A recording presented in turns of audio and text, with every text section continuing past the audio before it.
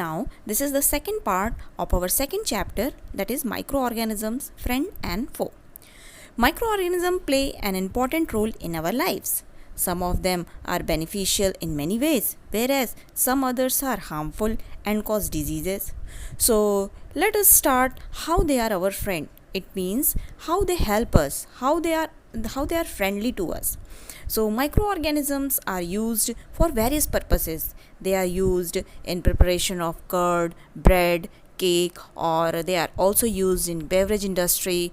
So, we will start one by one. So, number one, how they are our friends. So, number one, we use them in food and beverage industry. How?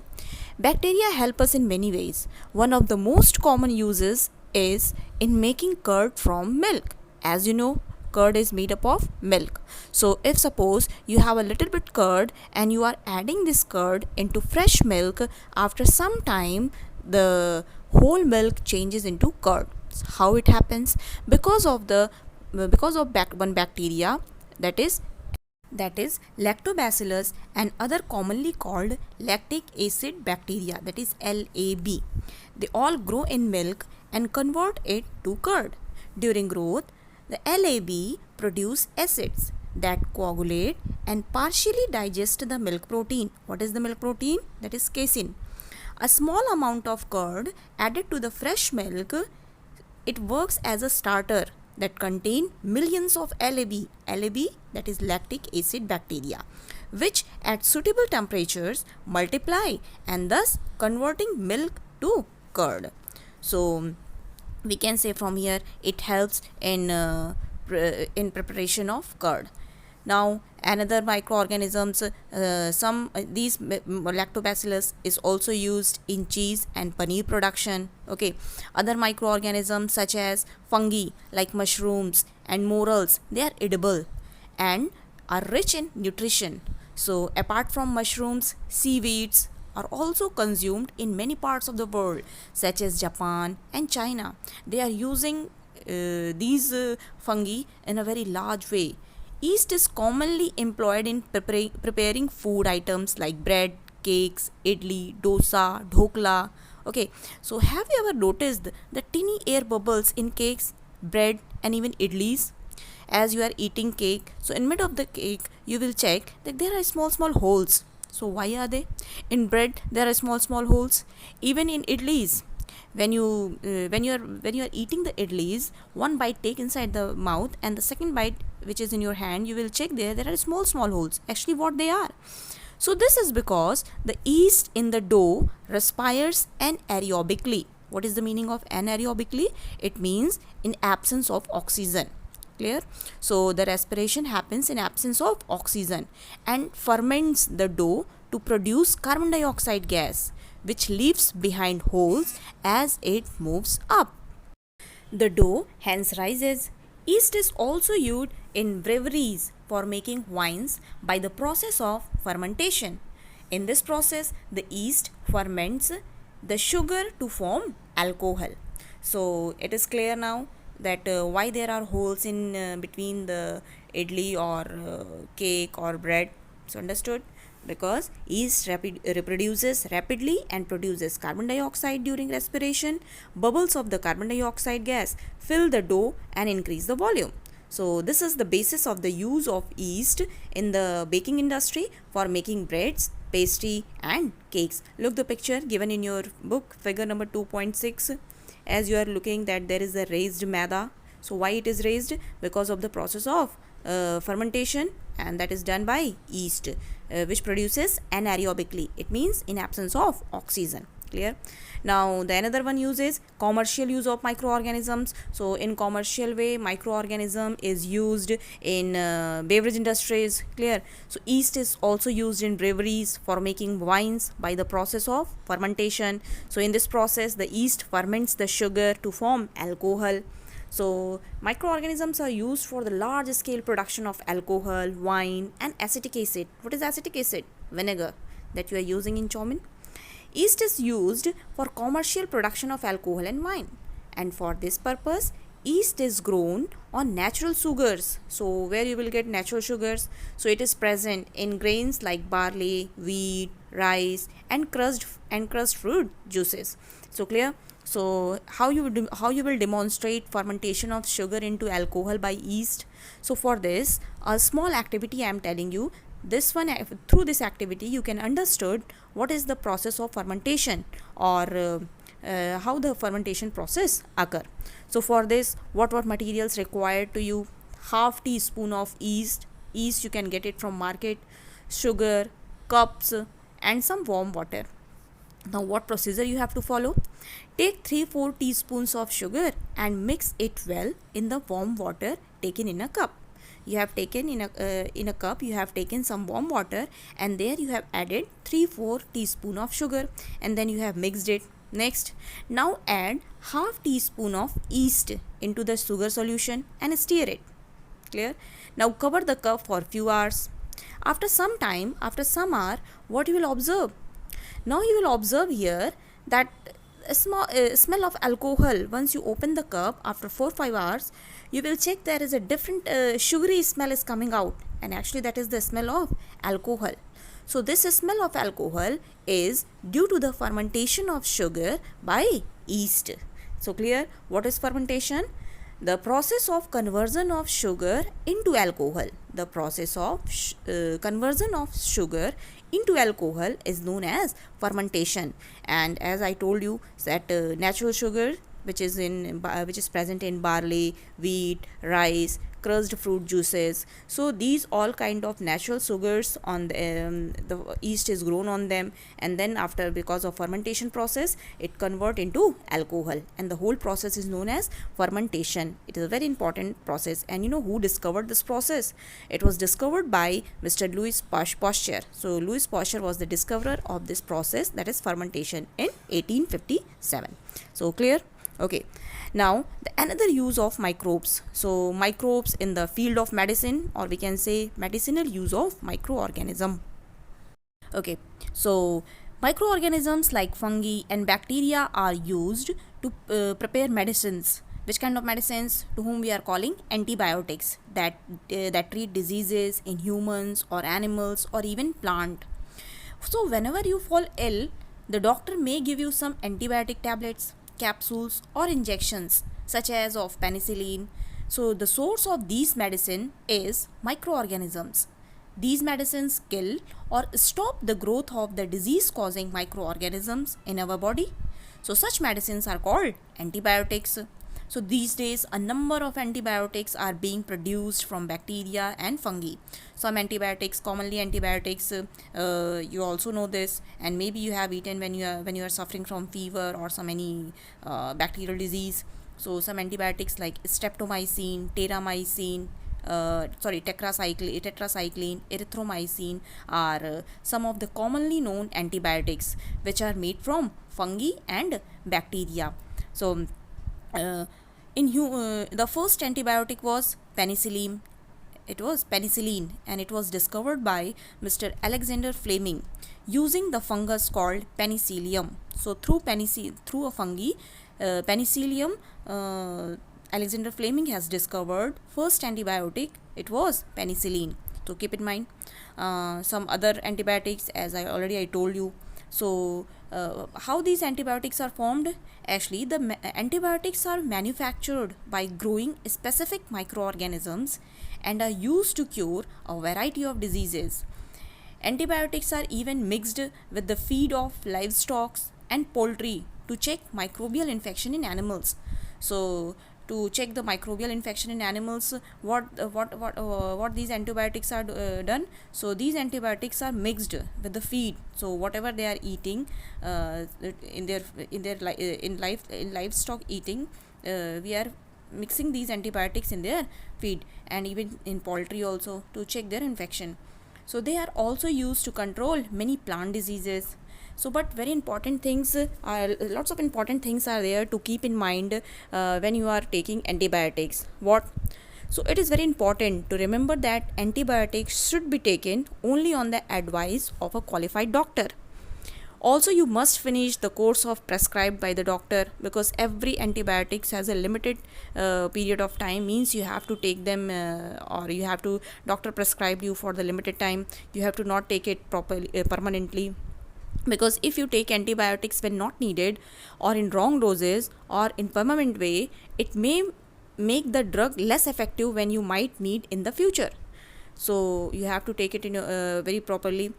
Also, antibiotics taken unnecessarily may kill the beneficial bacteria in the body. Lots of beneficial bacteria are in our body.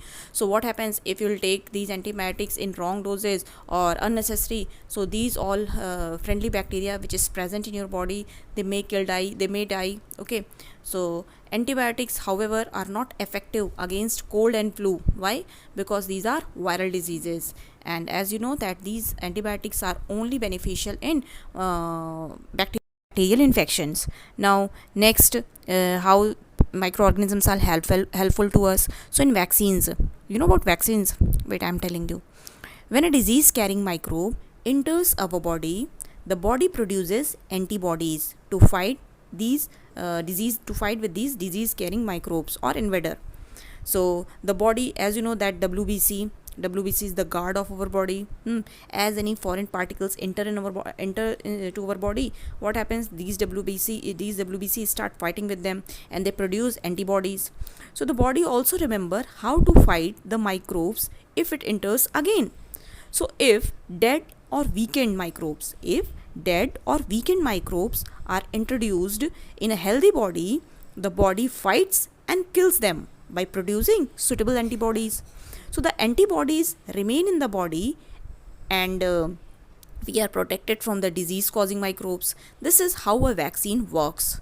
Clear? So how a vaccine works, is it clear what I told you? That as any foreign particles or disease causing microbes enters in our body produce antibodies to fight with them. Clear? So if dead or weakened microbes means the microbe which don't have enough power to spread any disease in our body. So if dead and weakened microbes, if introduced these microbes into a healthy body, so what will happen? Healthy body will produce antibodies to fight against them. Okay, so what happened? These antibodies remain in the body, and we are protected from the disease causing microbes. So this is how a vaccine works. Several diseases including cholera, tuberculosis, smallpox, hepatitis can be prevented by vaccinations. So clear? In your childhood even, you must have been given injections to protect yourself against several diseases. So do you know which kind of injections you have got, or which kind of vaccines are inserted in your body when you're very small? You can ask with your parents. So it is essential to protect all children against these diseases.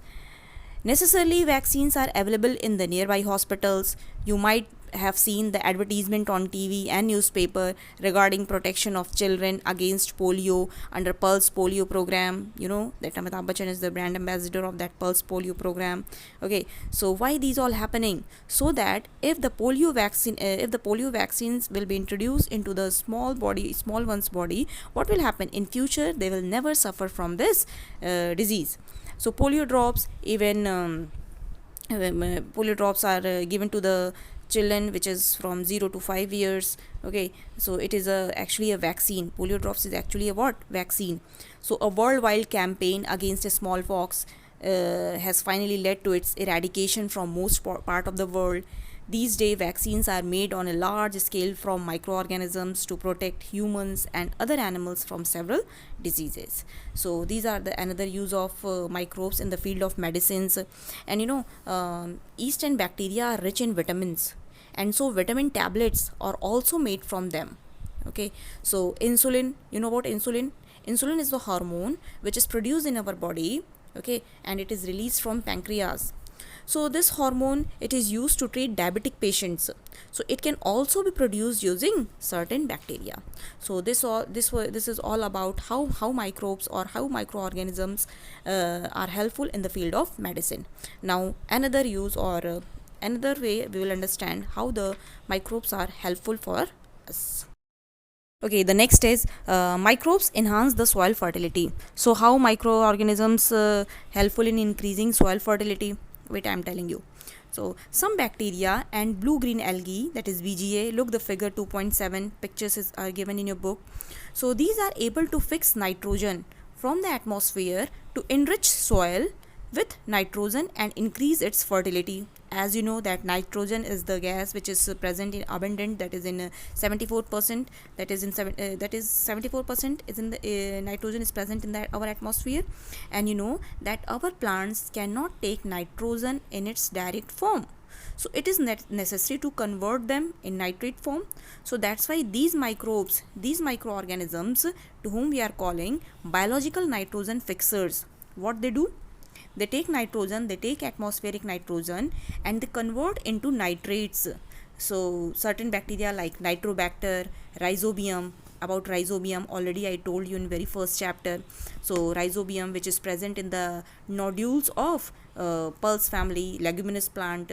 Okay, so what these bacteria does, these all bacteria convert the atmospheric nitrogen into nitrates and nitrites, thereby increasing the soil fertility. So these organisms are referred to as biological nitrogen fixers. So thus they are helping in increasing soil fertility. Now next, cleaning the environment, how microbes help to maintain a clean environment. So microbes help to keep our environment naturally clean by decomposing dead matter. These decomposed substances are recycled as these get reused from the soil by plants. Bacteria can be aerobic or anaerobic. Aerobic means they will respire in the presence of oxygen, and anaerobic bacteria means for respiration they don't need oxygen. So when added to the wastewater, microbes get involved in certain chemical reactions, as a result of which they produce enzymes and clean the wastewater. Clear? Microorganisms are also useful in separating fibers of some plants. Few microorganisms are used as eco-friendly pesticides. A few others are used in genetic engineering. Some bacteria are also involved in production of perfumes, ethanol, steroids, and in copper extraction process. So clear? So they are helpful in cleaning the environment. In first chapter I told you that how we are preparing manure. So what you can collect the waste of the plant, vegetable peels and fruit peels. Okay, and what you do, just you can all put them in a pit meant for waste disposal. After some time you will see there that these all ingredients will decomposed. So how they will decomposed? So because microorganisms are present in the soil, they will decompose these all things, and if they will decompose, now it will convert into manure. Now this manure is a very good thing, is a very good for plant growth. Okay, so thus we can say that they are helpful in cleaning the environment. Okay, now the next part we will understand that how they are as our foe. So how microorganisms are our foes? Microorganisms can be harmful to us in several ways. Microorganisms that cause diseases in man, animal and plants are called pathogens or germs. So disease causing microorganisms are called pathogens, keep in mind. Some microorganisms spoil food, clothing and leather. Okay, now we will understand one by one about their harmful activities. Number 1, disease causing microorganism in humans. So pathogen enters our body through the air we breathe, the water we drink or the food we eat. They can also get transmitted by direct contact with an infected person or carried through an animal. Microbial diseases that can spread from an infected person to a healthy person through air, water, food, or physical contact are called communicable diseases. So what are communicable diseases?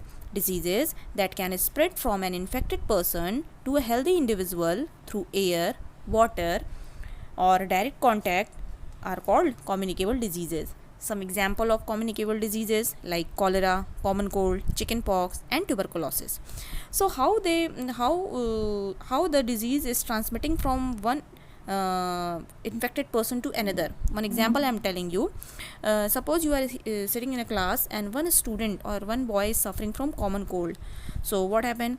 When he sneezes, fine droplets of moisture carrying thousands of viruses are spread in the air, and the virus may enter the body of a healthy student while he will breathe. So when he will breathe, the virus will go inside his body and it will create common cold to him. So understood how they are causing or how they are why they are communicable disease, or we can say how they are causing diseases. Now there are some insect and animals which act as carriers. So like uh, disease the carriers of disease causing microbes or microbes, like housefly. You know about the housefly. It is one such carrier. The flies sit on the garbage and even in on animal excreta. Pathogen is stick to their bodies. When these flies sit on uncovered food, they may transfer the pathogens. So whoever eats the contaminated food is likely to get sick. So it is advisable to always keep food covered. Avoid consuming uncovered items of food. Another example of a carrier is the female Anopheles mosquito. Look the picture given in your book 2.8. So it carries the parasite of malaria. Female Aedes mosquito act as a carrier of dengue virus. So how can we control the spread of malaria or dengue? Simply, if we stop the growth of these mosquitoes, we can also control the spread of malaria or dengue. So how it will be possible? All mosquitoes breed in water. Hence, one should not let water collect anywhere in coolers, tire, flower pot, etc. By keeping the surroundings clean and dry, we can prevent mosquitoes from breeding. So if we have prevented their breeding, definitely we can also avoid the spread of malaria. And also we have to make a list of measures which help to avoid the spread of malaria. Okay, so look the table 2.1 given in your book, some common human diseases caused by microorganisms. Look the table 2.1, human diseases like tuberculosis. The causative microorganism of tuberculosis is bacteria, and the mode of transmission, air. So suppose if a person is suffering from TB, okay, so whenever he sneezes or whenever he breathes in, okay, so what happens, that all bacteria come from his body and mix in the air, and suppose you are there, you're also breathing the air, so that bacteria can also enter in your body and you can also suffer from tuberculosis. Then measles, causative microorganism, virus, mode of transmission, air. Chickenpox, causative microorganism, virus, mode of transmission, air or contact. It means if you are in the contact of infected person, you may also suffer from chickenpox. Polio, it is a causative microorganism, virus, and mode of transmission through air or water. So what the general preventive measures we have to follow to avoid the spread of these diseases? As keep the patient in complete isolation. So the person who is suffering from these all diseases, we have to keep that patient in proper isolation form. Keep the personal belonging of the patient away from those of the others, and vaccinations to be given at the suitable age. Now the next is cholera. It the causative microorganism is bacteria. Mode of transmission, water or contaminated food. Then typhoid, many of you have been suffered from typhoid, है it is because of bacteria, the causative microorganism, and the mode of transmission, water. So what the general preventive measures we have to follow?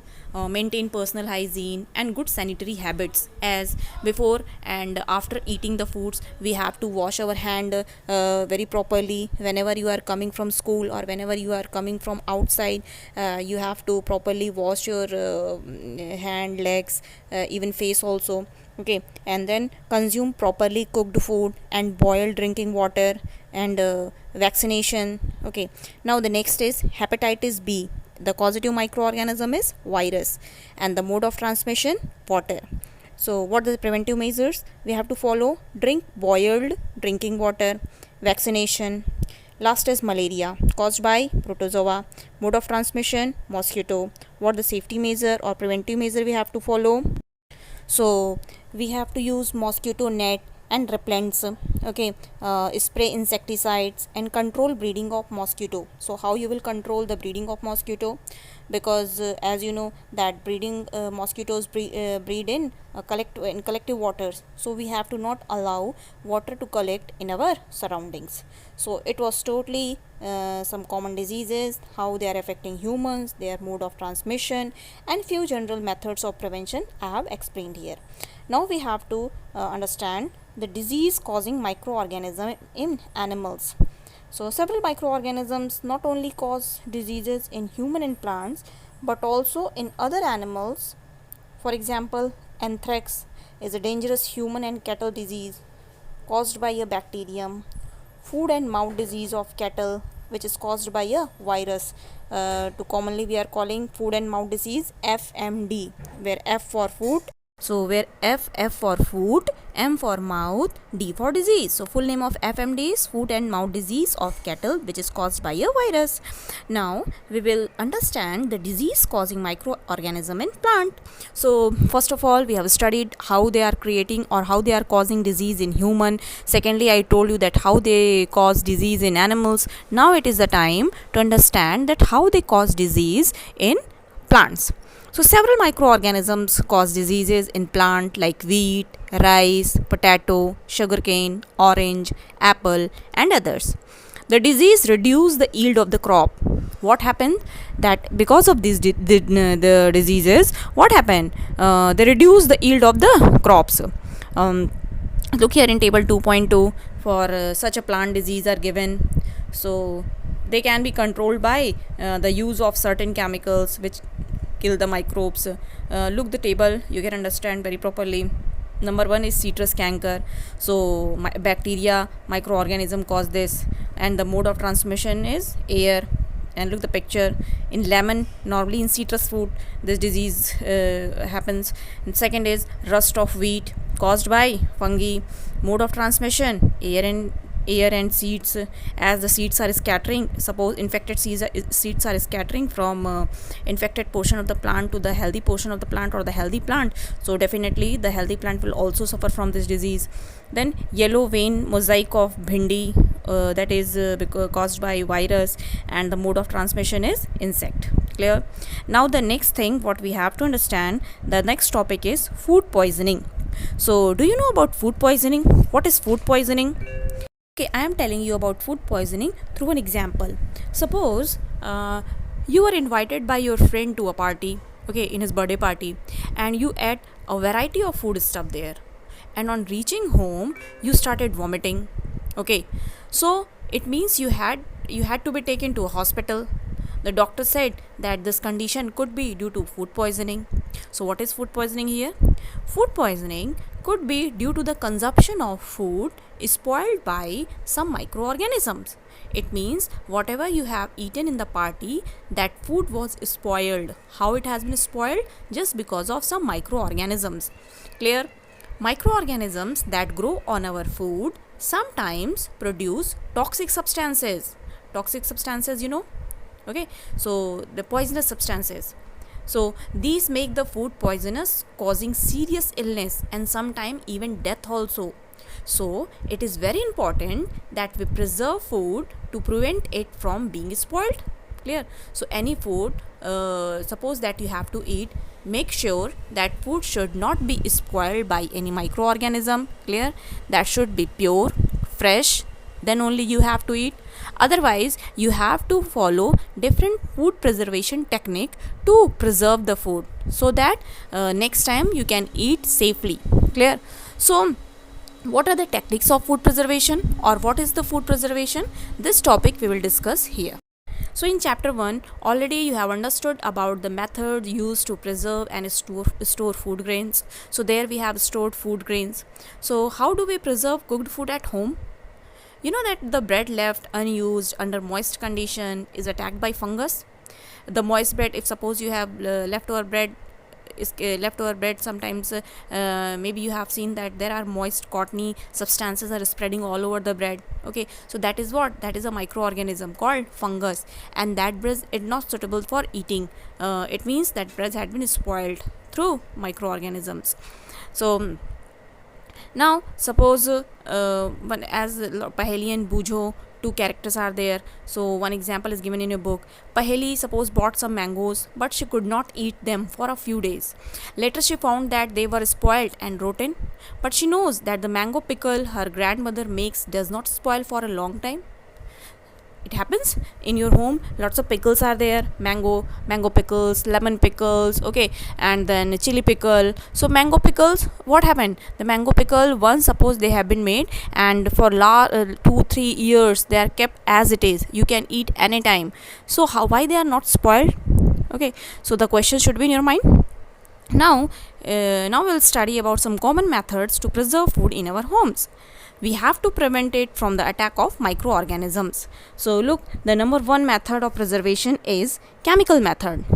So salts and edible oils, edible oil like mustard oil, okay, refined oil also. So salt and edible oils are the common chemicals generally used to check the growth of microorganisms. Therefore they are called preservatives. Why? Because they help to preserve the food. We add salt or acid preservatives to pickles. Maybe sometimes have you seen your mother when she is preparing pickles? She is adding extra salt there. She is also sometimes using vinegar, that is acid. So why she is doing like so? Because to prevent the attack of microbes. Sodium benzoate, sodium metabisulfite, these are some common preservatives. These are also used in jams and squashes to check their spoilage. Clear? So sometimes when you are bringing jam bottle or squashes bottle, check at their wrapper, on their wrapper what preservatives are mixed there, their name is written. So try to do that. Okay. Second method of preservation by common salt. Common salt has been used to preserve meat and fish for ages. Meat and fish are covered with dry salt to check the growth of bacteria. Salting is also used to protect amla, raw mangoes, tamarind. Have you seen your mother that at the time of raw mangoes, when raw mangoes in the summer time when they are coming in the market, what your mother do? Your mother take that mango and then cut into small pieces and then mixing extra salt, and then she keep in the sunlight. What happens in the sunlight? In sunlight they become dry, and then after she stores it, and then these mango pieces you can use in next winter or 2-3 years more. Okay, so this is the method of preservation by salt. Then preservation by sugar. Jam, jellies, squashes, they all are preserved by sugar. Sugar reduces the moisture content, which inhibits the growth of bacteria that spoil the food. Clear? So this is preservation by sugar, or you can say sweetening. Excess sugar also work on the same principle as salting. Jam, jellies, squashes and are preserved by this method. Next is preservation by oil and vinegar. Use of oil and vinegar prevents spoilage of pickles. Why? Because bacteria cannot live in such an environment. Vegetables, fruits, fish and meat, they all are often preserved by this method. Is it clear? Okay. Now the next is dehydration. So it is the process of removing water. Since water is one of the important thing for the microbial growth, drying food materials help to preserve it. Cereals, pulses, dry fruit, spices can be preserved by this method. Have you seen your mother sometime she is keeping that pulses and dry fruits, spices in the sunlight? Why? Just so that excess water or moisture come out from that material. Okay, because if the excess water will be there, what will happen? Microbial growth will start there, and that the particular food will spoil.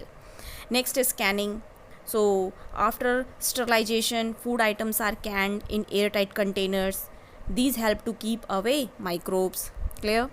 The next is heat and cold treatments. Okay, so heat and cold treatments means what? Look, have you observed when your mother boiling milk? Why your mother is boiling milk before it is stored or used? Because boiling kills many microorganisms. Okay, similarly, we keep our food in the refrigerator. Why? Because in refrigerator the temperature is very low, and the low temperature inhibits the growth of microbes. Clear? Even in refrigerator at about 5 degrees centigrade, it delays the spoilage of food. A deep freezer provides a temperature as low as minus 18 degrees centigrade, which can prevent the food from getting spoiled for a few months.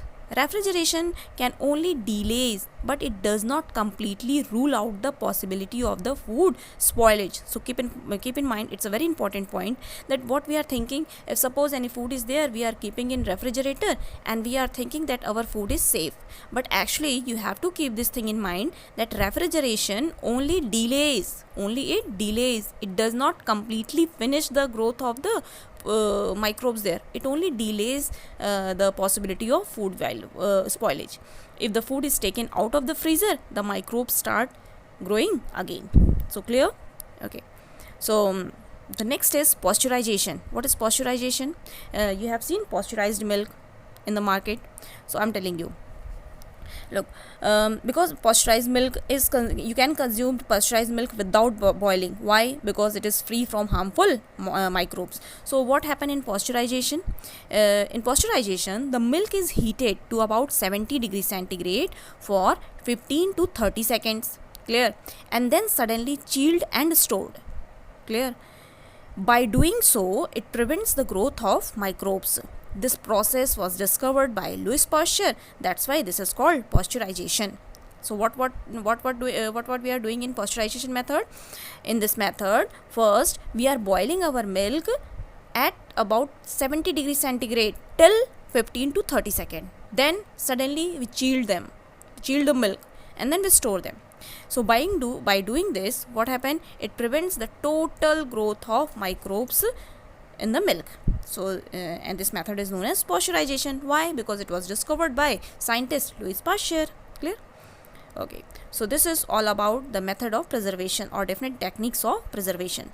Now the next topic is nitrogen fixation. Nitrogen fixation. As you know that nitrogen is the abundant element in our atmosphere. It means nitrogen is found maximum in the nature. It is 78%, but it is present in gaseous state, and our plants cannot take this nitrogen gas directly from the atmosphere. So it is necessary to convert into nitrate or nitrite form. So it is done by some bacteria. You know about in first chapter I told you about them, rhizobium. So it is involved in the fixation of nitrogen in the leguminous plant, that is pulses. Recall that rhizobium lives in the root nodules of leguminous plant. Look figure 2.9 given in your book, such as beans and peas. So with which it has a symbiotic relationship. What is symbiotic relationship? This one I have explained in first chapter. Symbiotic relationship they are maintaining there. Sometimes nitrogen get fixed through the action of lightning also, but you know that the amount of nitrogen in the atmosphere remains constant. How it is possible? So how it is possible? This one we will understood through nitrogen cycle. Clear? So again I am telling you in nitrogen cycle. What is nitrogen cycle? Nitrogen is present in 78% in our atmosphere. It is one of the important essential constituents of all living organism as part of proteins, chlorophyll, nucleic acids and vitamins. The atmospheric nitrogen cannot be taken directly by plant and animals. Certain bacteria and blue-green algae present in the soil, they fix nitrogen from the atmosphere and they convert them into compounds of nitrogen. And once nitrogen is converted into these usable compounds, it can be utilized by plants from the soil through their root. So nitrogen is then used for the synthesis of plant proteins and other compounds. Animal feeding on plants get these proteins and other nitrogen compounds. Look figure 2.10, the proper chart of nitrogen cycle is given here. So I am telling you about nitrogen cycle. So there are mainly 5 main process in the nitrogen cycle. Number 1 is nitrogen fixation. So what is nitrogen fixation? It is the process of fixing free nitrogen gas of the atmosphere into inorganic nitrogen compound by organism such as rhizobium. The nitrogen is fixed in the roots of the plant, such as peas, beans, and other leguminous plant. It means pulse family.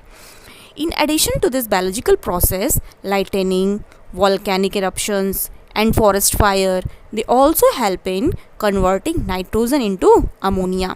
So clear? Now here nitrogen gas is converting into different nitrogen compound. Now come to second process in nitrogen cycle, that is nitrogen assimilation. What is nitrogen assimilation? The roots of these leguminous plant, they absorb the fixed nitrogen, which is later on converted to proteins in the plant body. This process of converting inorganic nitrogen into usable organic compounds in organism is called nitrogen uptake or assimilation. Is it clear? I told you that leguminous plant, they absorb the fixed nitrogen, then this fixed nitrogen convert into different protein in plant body, then the conversion of inorganic nitrogen into usable organic compound in organism, this whole process is known as nitrogen assimilation. Clear? The next is ammonification. Now the organic nitrogen gas which is present in the plant body, now it will convert into ammonia. When it will convert into ammonia? When the plant and animal die. Clear? When the plant and animal will die, so because of the action of the microbes on dead matter means plant and animal, they will convert the proteins into ammonia. This process is known as ammonification. The next process is nitrification. What happens in nitrification? Some of the ammonia produced during decomposition of organism is converted into nitrates in the soil with the help of bacteria, which gain energy from this process. What happened in previous process in ammonification? When the plant or animal die, the nitrate compound which is present in their body, it comes out, and by the action of microorganism, they convert into ammonia. Now this ammonia will convert into nitrates in the soil with the help of bacteria. The last process is denitrification. What is denitrification? So in this process, this process takes place anaerobically. Anaerobically means in absence of oxygen, where some of the nitrates are absorbed by the plant and the remaining is converted back to nitrogen gas by denitrifying bacteria. So again the nitrogen will go into the atmosphere, thus the 78% nitrogen amount in the atmosphere becomes constant. Is it clear? So there are total 6 processes going on in nitrogen cycle. First is nitrogen fixation, second is nitrogen assimilation, third is ammonification, fourth is nitrification, and the last is denitrification. Hope you have understood this chapter very properly. Thank you. Please hit the like button, subscribe my channel, share my videos, and press the bell icon for the further explanation. Stay updated and tuned.